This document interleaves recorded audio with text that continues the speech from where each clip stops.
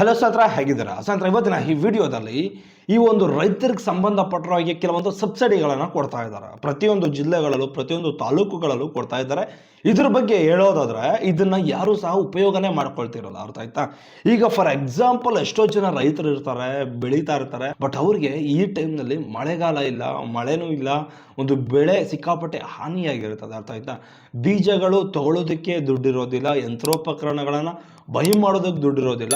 ಅಂಥವ್ರಿಗೆಲ್ಲ ಒಂದು ಭರ್ಜರಿ ಅವಕಾಶವನ್ನು ಕೊಟ್ಟಿದ್ದಾರೆ. ದಯವಿಟ್ಟು ನೀವೇನಾದರೂ ರೈತರಾಗಿದ್ದರೆ, ನಿಮ್ಮ ಹತ್ರ ಭೂಮಿ ಇದ್ದರೆ, ಜಮೀನಿದ್ರೆ, ದಯವಿಟ್ಟು ಈ ವಿಡಿಯೋವನ್ನು ಕೊನೆ ತಂದ್ಕೊಂಡು ತುಂಬ ಯೂಸ್ಫುಲ್ ಆಗುತ್ತೆ, ತುಂಬ ಇಂಟ್ರೆಸ್ಟಿಂಗ್ ಆದಂಥ ಒಂದು ವಿಡಿಯೋ ಅಂತಲೇ ಹೇಳ್ಬೋದು. ಅದೇ ರೀತಿ ಕೃಷಿ ಚಟುವಟಿಕೆಗಳಲ್ಲಿ ಸಹಾಯಧನ ನೀಡುವ ಒಂದು ಬಗ್ಗೆ ಈ ಒಂದು ವಿಡಿಯೋ ಮಾಡ್ತಾ ಇರೋದು. ಅದೇ ರೀತಿ ಇದರಲ್ಲಿ ಉಪಕರಣಗಳಾಗಿರ್ಬೋದು, ಬೀಜಗಳಾಗಿರ್ಬೋದು, ಗೊಬ್ಬರ ಆಗಿರ್ಬೋದು, ಇತರ ವಸ್ತುಗಳಿಗೆ ಸಹಾಯಧನ ನೀಡ್ತೀನಿ ಅಂತ ತಿಳಿಸ್ಕೊಟ್ಟಿದ್ದಾರೆ ಸರ್ಕಾರದಿಂದ. ಇದ್ರ ಬಗ್ಗೆ ದಯವಿಟ್ಟು ಮಾಹಿತಿ ತಿಳ್ಕೊಳ್ಳೇಬೇಕು ನೀವು, ಅರ್ಥ ಆಯ್ತಾ? ಯಾವ್ಯಾವುದಕ್ಕೆ ಎಷ್ಟೆಷ್ಟು ಸಬ್ಸಿಡಿ ಕೊಡ್ತಾರೆ, ಯಾವ ರೀತಿ ಸಬ್ಸಿಡಿ ಕೊಡ್ತಾರೆ, ದಾಖಲಾತಿಗಳು ಏನೇನು ಬೇಕು, ಎಲ್ಲಿ ಅಪ್ಲಿಕೇಶನ್ ಅನ್ನು ಸಲ್ಲಿಸಬೇಕಾಗುತ್ತೆ, ಇದ್ರ ಬಗ್ಗೆ ಫುಲ್ ಡೀಟೇಲ್ ಆಗಿ A to Z ಮಾಹಿತಿಯನ್ನ ನಾನು ನಿಮಗೆ ಈ ವಿಡಿಯೋದಲ್ಲಿ ತಿಳಿಸ್ತಾ ಹೋಗ್ತೀನಿ. ದಯವಿಟ್ಟು ನಮ್ಮ ಚಾನಲ್ಗೆ ಯಾರಾದರೂ ಫಸ್ಟ್ ಟೈಮ್ ವಿಸಿಟ್ ಮಾಡಿದ್ರೆ ಕೂಡಲೇ ಸಬ್ಸ್ಕ್ರೈಬ್ ಮಾಡ್ಕೊಳ್ಳಿ, ಹಾಗೆ ಬೆಲ್ ಐಕಾನ್ ಬಟನ್ ಮೇಲೆ ಕ್ಲಿಕ್ ಮಾಡಿ. ಅದರಿಂದ ನಮ್ಮ ವಿಡಿಯೋಗೊಂದು ಲೈಕ್ ಮಾಡೋದನ್ನ ದಯವಿಟ್ಟು ಮರಿಬೇಡಿ, ಅರ್ಥ ಆಯ್ತಾ? ಬನ್ನಿ ಗೈಸ್, ಈ ವಿಡಿಯೋ ಸ್ಟಾರ್ಟ್ ಮಾಡೋಣ. ಸಿದ್ಧ ಮೊದಲನೇದಾಗಿ ಏನಪ್ಪಾ ಅಂದ್ರೆ 2023-24 ಸಾಲಿನ 24 ಜಿಲ್ಲೆಗಳಲ್ಲಿ ಸುಮಾರು 106, ಅರ್ಥ ಆಯ್ತಾ, ತಾಲೂಕುಗಳಿಗೆ ಈ ಸಹಾಯಧನವನ್ನು ಕೊಡೋದಕ್ಕೆ ನಿರ್ಧಾರವನ್ನು ಮಾಡಿದ್ದಾರೆ, ಅರ್ಥ ಆಯ್ತಾ?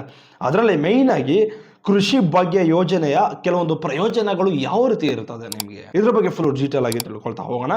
ಕೃಷಿ ಹೊಂಡಕ್ಕೆ ಒಂದು ಸಹಾಯಧನವನ್ನು ಕೊಡ್ತಾರೆ, ಯಾವ್ಯಾವುದಕ್ಕೆ ನಿಮಗೆ ಸಬ್ಸಿಡಿ ಕೊಡ್ತಾರೆ, ಇದ್ರ ಬಗ್ಗೆ ಫುಲ್ ಡೀಟೇಲ್ ಆಗಿ ತಿಳಿಸ್ತಾ ಹೋಗ್ತಾ ಇದ್ದೀನಿ ನೋಡಿ. ಕೃಷಿ ಹೊಂಡಕ್ಕೆ ಸಹಾಯಧನವನ್ನು ಕೊಡ್ತಾರೆ, ಲಿಫ್ಟ್ ಪಂಪ್ಗಳಿಗೆ ಕೊಡ್ತಾರೆ, ಮೋಟರ್ಗಳಿಗೆ ಕೊಡ್ತಾರೆ, ಕೃಷಿ ಹೊಂಡಗಳಿಗೆ ನೆರಳು ಪರದೆ ಅಂತಹ ಒಂದು ಉಪಕರಣಗಳನ್ನು ಖರೀದಿ ಮಾಡೋದಕ್ಕೆ ನಿಮಗೆ ಒಂದು ಏನು ಮಾಡ್ತಾರೆ ಅಂದರೆ ಒಂದು ಸಬ್ಸಿಡಿಗಳನ್ನ ಕೊಡ್ತಾರೆ, ಸಹಾಯಧನವನ್ನು ಮಾಡ್ತಾರೆ. ಅದೇ ರೀತಿ ಆಧುನಿಕ ನೀರಾವರಿ ಪದ್ಧತಿಗೆ ನೀವೇನಾದರೂ ಮಾಡ್ರನ್ ಆಗಿ ಏನೋ ನೀರಾವರಿ ಪದ್ಧತಿ ಏನಾದರೂ ಚೇಂಜ್ ಮಾಡಿಸ್ಕೊಳ್ತೀನಿ, ಇದಕ್ಕೂ ಸಹ ನಿಮಗೆ ಒಂದು ಸಹಾಯಧನವನ್ನು ಕೊಡ್ತಾರೆ. ಅದೇ ರೀತಿ ಕ್ಷೇತ್ರ ಬದು ನಿರ್ಮಾಣ, ಇದಕ್ಕೂ ಸಹ ನಿಮಗೆ ಸಹಾಯಧನವನ್ನು ಕೊಡ್ತಾರೆ. ಕೃಷಿ ಹೊಂಡದ ತಂತಿ ಬೇಲಿಗಳ ಏನಾದ್ರು ನೀವು ಹಾಕಿಸ್ಕೊಳ್ಬೇಕು ಅಂದ್ಕೊಂಡಿದ್ರೆ ನಿಮ್ಮ ಜಮೀನಿನ ಸುತ್ತಮುತ್ತ, ಅದಕ್ಕೂ ಸಹ ನಿಮಗೆ ಸಹಾಯಧನವನ್ನು ಸಬ್ಸಿಡಿ ರೂಪದಲ್ಲಿ ಕೊಡ್ತಾರೆ, ಅರ್ಥ ಆಯ್ತಾ? ಅದೇ ರೀತಿ ಕೃಷಿ ಹೊಂಡದಲ್ಲಿ ನೀರನ್ನು ಎತ್ತಲು ಪಂಪ್ ಸೆಟ್, ಅರ್ಥ ಆಯ್ತಾ, ಪಂಪ್ ಸೆಟ್ ತಗೊಳ್ಳೋದಕ್ಕೂ ಸಹ ನಿಮಗೆ ಒಂದು ಸಹಾಯಧನವನ್ನು ಕೊಡ್ತಾರೆ. ಬೆಳೆಗೆ ತುಂತುರು ಹನಿ ನೀರಾವರಿಗೆ ಸಹಾಯವನ್ನು ಸಹ ಕೊಡ್ತಾರೆ. ದಯವಿಟ್ಟು ಇದನ್ನೆಲ್ಲ ಸಹ ಇಷ್ಟೆಲ್ಲ ಒಂದು ಸೌಲಭ್ಯಗಳು ಇರ್ತದೆ, ಇಷ್ಟೆಲ್ಲ ಒಂದು ಫೆಸಿಲಿಟೀಸ್ಗಳಿರ್ತದೆ.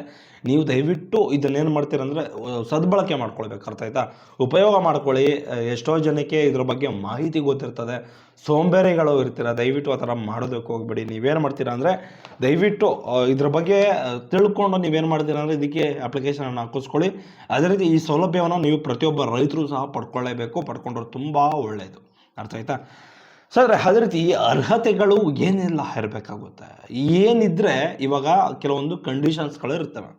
ಈ ಕಂಡೀಷನ್ಸ್ಗಳಿಗೆ ಒಳಪಟ್ಟಿದ್ರೆ ಮಾತ್ರ ಈ ಸೌಲಭ್ಯಗಳು ಕೊಡ್ತೀನಿ ಅಂತ ತಿಳಿಸ್ಕೊಟ್ಟಿರ್ತಾರೆ. ಏನೇನು ಕಂಡೀಷನ್ಸ್ಗಳಿರಬಹುದು? ಮೇಯ್ನಾಗಿ ರೈತರ ಹತ್ರ BPL ರೇಷನ್ ಕಾರ್ಡ್ ಇರಲೇಬೇಕು ಕಡ್ಡಾಯವಾಗಿ, ಅರ್ಥ ಆಯ್ತಾ? ಅದೇ ರೀತಿ 1 ಎಕರೆಗಿಂತ ಹೆಚ್ಚು ಭೂಮಿ ಇರಬಾರ್ದು. ಅದೇ ರೀತಿ ಸರ್ಕಾರಿ ಕೆಲಸದಲ್ಲಿ ಯಾರೂ ಸಹ ಫ್ಯಾಮಿಲಿನಲ್ಲಿ ಇರಬಾರ್ದು, ಅರ್ಥ ಆಯ್ತಾ? ಕಾಯಂ ನಿವಾಸಿ ಆಗಿರ್ಬೇಕಂದ್ರೆ ಕರ್ನಾಟಕದಲ್ಲೇ ಒಂದು ಹುಟ್ಟಿ ಬೆಳೆದಿರುವಂಥ ಒಂದು ರೈತರಾಗಿರ್ಬೋದು, ಕರ್ನಾಟಕದಲ್ಲೇ ಹುಟ್ಟಿ ಬೆಳೆದಿರುವಂಥ ಒಂದು ರೈತರಾಗಿರ್ಬೇಕಾಗುತ್ತೆ, ಅಂದರೆ ಕಾಯಂ ನಿವಾಸಿ, ಇಲ್ಲೇ ವಾಸ ಮಾಡ್ತಿರೋರು ರೈತರಾಗಿರ್ಬೇಕಾಗುತ್ತೆ. ಅದೇ ರೀತಿ ಇದಕ್ಕೆ ದಾಖಲಾತಿಗಳು ಏನೆಲ್ಲ ಒಂದು ಕೇಳ್ತಾರೆ. ಮೇಯ್ನಾಗಿ ರೈತರ ಅರ್ಜಿ ಅಂದರೆ ಅಪ್ಲಿಕೇಶನ್, ಒಂದು ಫಾರ್ಮರ್ ಅಪ್ಲಿಕೇಶನನ್ನು ಕೇಳ್ತಾರೆ. ಅದೇ ರೀತಿ ಒಂದು ಫೋಟೋ ಕೇಳ್ತಾರೆ, ಆಧಾರ್ ಕಾರ್ಡ್ ಕೇಳ್ತಾರೆ. ಅದೇ ರೀತಿ ಭೂಮಿಯ ಒಂದು ದಾಖಲಾತಿಗಳು, ಪಾಣಿ ಆಗಿರ್ಬೋದು, ಪಾಣಿ ಬೇರೆ ಏನೂ ಕೇಳೋದಿಲ್ಲ, ಜಸ್ಟ್ ಪಾಣಿ ಕೇಳ್ತಾರೆ. ಪಾಣಿ ತೊಗೊಂಡೋಗಿ ನೀವು ಇದನ್ನು ಮಾಡಿಸ್ಕೊಳ್ಬೋದು. BPL ration card, caste income, ಮತ್ತು ಅದೇ ರೀತಿ ಬ್ಯಾಂಕ್ ಪಾಸ್ಬುಕ್ಕು ಕಡ್ಡಾಯವಾಗಿ ಇಷ್ಟು ದಾಖಲಾತಿಗಳು ನಿಮ್ಮ ಹತ್ರ ಇರಲೇಬೇಕು. ಕ್ಯಾಸ್ಟು ಇನ್ಕಮ್ ರನ್ನಿಂಗ್ ಇಲ್ಲ ಅಂದರೆ ದಯವಿಟ್ಟು ರನ್ನಿಂಗ್ ಮಾಡಿಸ್ಕೊಳ್ಳಿ. ಅದೇ ರೀತಿ ಯಾವ್ಯಾವುದಕ್ಕೆ ಎಷ್ಟೆಷ್ಟು ಸಹಾಯಧನವನ್ನು ಕೊಡ್ತಾರೆ. ಈಗ ಫಾರ್ ಎಕ್ಸಾಂಪಲ್ ನಾನು ಇವಾಗ ಏನೇನು ಪ್ರಯೋಜನಗಳು ಸಿಗ್ತವೆ ಅಂತ ಹೇಳಿದ್ನಲ್ಲ, ಈ ಪ್ರಯೋಜನಗಳಿಗೆ ಯಾವ್ಯಾವುದಕ್ಕೆ ಎಷ್ಟೆಷ್ಟು ಸಬ್ಸಿಡಿಗಳು ಸಿಗುತ್ತೆ ನಿಮಗೆ. ಮೇಯ್ನಾಗಿ ಸಹಾಯಧನ ಇದ್ರ ಬಗ್ಗೆ ಮಾತಾಡೋದಾದರೆ ಕೃಷಿ ಉಪಕರಣಗಳಿಗೆ 50% ಸಹಾಯಧನವನ್ನು ನಿಮ್ಗೆ ಕೊಡ್ತಾರೆ, ಅರ್ಥ ಆಯ್ತಾ? 50%. ಈಗ 1 ಲಕ್ಷ ಅಂದರೆ 50,000 ನಿಮ್ಮ ಕೈಯಿಂದ ಹಾಕಿದ್ರೆ ಇನ್ನು 50,000 ಸರ್ಕಾರ ಕೊಡುತ್ತೆ. ಇದನ್ನು ದಯವಿಟ್ಟು ನೀವು ಉಪಯೋಗ ಮಾಡ್ಕೊಳ್ಬೋದು. ಬೀಜಗಳಿಗೆ, ಅರ್ಥ ಆಯ್ತಾ, ಬೀಜಗಳಿಗೆ 25% ಅಷ್ಟು ನಿಮಗೆ ಒಂದು ಸಬ್ಸಿಡಿಯನ್ನು ಕೊಡುತ್ತೆ. ಅದೇ ರೀತಿ ಗೊಬ್ಬರ ನೀವೇನಾದರೂ ಗೊಬ್ಬರವನ್ನು ಖರೀದಿ ಮಾಡಬೇಕು ಅಂದರೆ 50% ಡಿಸ್ಕೌಂಟನ್ನು ಕೊಡ್ತಾರೆ, ಅಂದರೆ ಸಬ್ಸಿಡಿಯನ್ನು ಕೊಡ್ತಾರೆ. ಇಷ್ಟನ್ನು ನಿಮಗೆ ಸಿಕ್ಕಾಪಟ್ಟೆ ಅನುಕೂಲ ಮಾಡಿಕೊಡ್ತಾ ಇದ್ದಾರೆ. ಇಷ್ಟನ್ನು ನೀವು ಫಾಲೋ ಮಾಡಿದ್ರೆ ಇಷ್ಟು ಇನ್ನೂ ಬೇಜಾನ್ ಇದ್ದಾವೆ, ಬಟ್ ಅದಕ್ಕೆಲ್ಲ ಒಂದೊಂದು ಸಬ್ಸಿಡಿಗಳು ಸಿಗುತ್ತೆ ನಿಮಗೆ. ಇದನ್ನೆಲ್ಲ ನೀವು ಖರೀದಿಗಳನ್ನು ಮಾಡಬಹುದು, ಯಾವುದೇ ರೀತಿ ಸಮಸ್ಯೆಗಳಾಗೋದಿಲ್ಲ. ಅರ್ಥ ಆಯ್ತಾ? ನೀವೇನಾದರೂ ಒಂದು ಕೃಷಿ ಉಪಕರಣಗಳನ್ನು ಖರೀದಿ ಮಾಡಬೇಕು ಅಂದರೆ ಎಲ್ಲಿ ವಿಸಿಟ್ ಮಾಡಬೇಕು? ನಿಮ್ಮ ತಾಲೂಕು ಆಫೀಸ್ಗಳಲ್ಲಿ, ಅಂದರೆ ತಾಲೂಕು ಲೆವೆಲಲ್ಲಿ ಒಂದು ಕೃಷಿ ಸಂಬಂಧಪಟ್ಟಿರೋ ಥರ ಆಫೀಸ್ಗಳಿರ್ತವೆ. ಅರ್ಥ ಆಯ್ತಾ? ಕೃಷಿ ಇಲಾಖೆಗಳು, ಅಲ್ಲಿಗೂ ಹೋಗ್ಬಿಟ್ಟು ನೀವು ವಿಸಿಟ್ ಮಾಡಿ, ಇದ್ರ ಬಗ್ಗೆ ಚರ್ಚೆ ಮಾಡಿ, ವಿಚಾರಿಸಿ ನೀವು ಇದಕ್ಕೆ ಅಪ್ಲಿಕೇಶನನ್ನು ಸಲ್ಲಿಸಬಹುದು. ದಯವಿಟ್ಟು ಇದನ್ನು ಅರ್ಥ ಮಾಡ್ಕೊಳ್ಳಿ. ದಯವಿಟ್ಟು ಯಾರೆಲ್ಲ ಒಂದು ಅಪ್ಲಿಕೇಶನ್ ಹಾಕಿಸ್ಕೊಳ್ಳಿಲ್ವೋ ಇದಕ್ಕೆ ಅಪ್ಲಿಕೇಶನ್ ಹಾಕಿಸ್ಕೊಳ್ಳಿ, ನಿಮಗೆ ಲೋನು ಕೊಡ್ತಾರೆ. ಅದೇ ರೀತಿ ಸಬ್ಸಿಡಿನೂ ಸಹ ಇರ್ತದೆ. ಅರ್ಥ ಆಯ್ತಾ?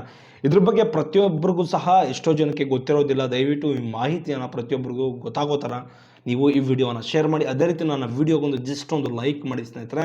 ನೀವೊಂದು ಲೈಕ್ ಮಾಡೋದ್ರಿಂದ ಒಂದು 10 ಜನಕ್ಕೆ ರಿಕಮೆಂಡ್ ಆಗುತ್ತೆ ಈ ವಿಡಿಯೋ.